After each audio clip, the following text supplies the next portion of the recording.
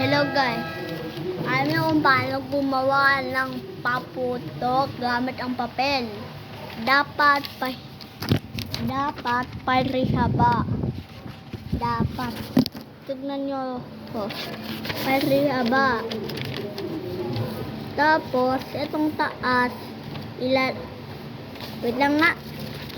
Itong taas, ilalagay nyo dito, dapat pantay.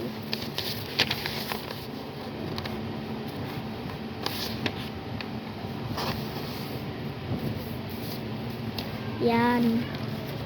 Tapos, bubuklatin ulit. Kita nyo yung guhit dito. Tapos, itong taas, ilalagay sa guhit na to. Hindi dito guys. Dito.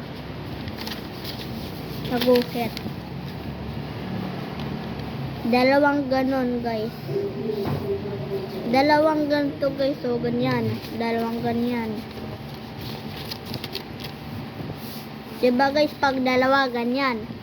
Hindi, dapat hanggang dito.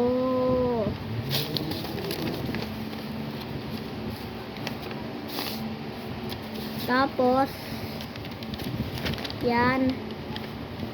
Ibaliktad nyo, ganyan. Tapos ito, ilagay dito.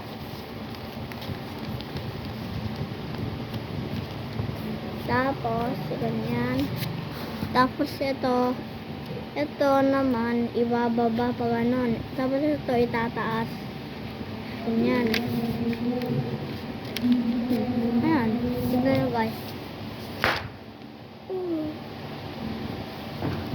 Ang lakas, diba? Ulitin. Tignan nyo pa guys. Papalakas yung ito pa. Pag napunit, buwa ulit nyo.